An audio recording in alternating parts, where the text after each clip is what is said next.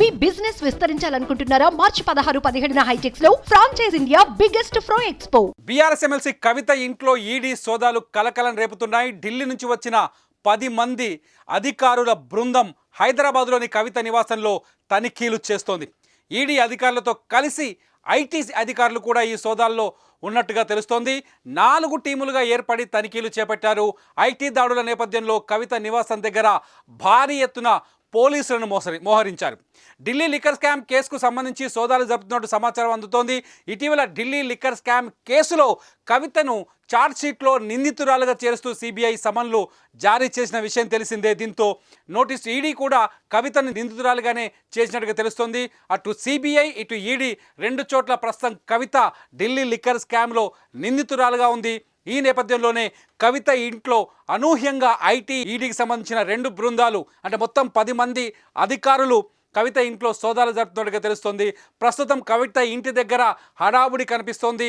కవితతో పాటు కవిత భర్తకు సంబంధించిన వ్యాపార లావాదేవీలపైన కూడా సోదాలు నిర్వహిస్తున్నట్టుగా తెలుస్తోంది.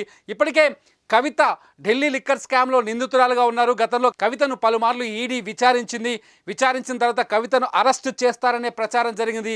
ఇవన్నీ జరిగిన నేపథ్యంలో ఎన్నికల ముందు జరిగిన ఈ డ్రామాలో ఎటువంటి డెవలప్మెంట్ కనిపించలేదు. చివరికి కవిత సుప్రీంకోర్టును ఆశ్రయించారు.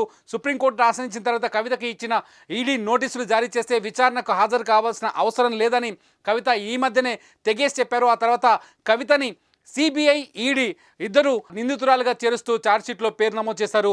ఛార్జ్షీట్లో పేరు నమోదు చేసిన తర్వాత ఫస్ట్ టైం ఈసారి కవిత ఇంట్లో ఈడీ ఐటీ ఉమ్మడిగా 2 అంటే జాయింట్ ఆపరేషన్ నిర్వహిస్తూ కవిత నివాసంలో సోదాలు నిర్వహిస్తున్నారు.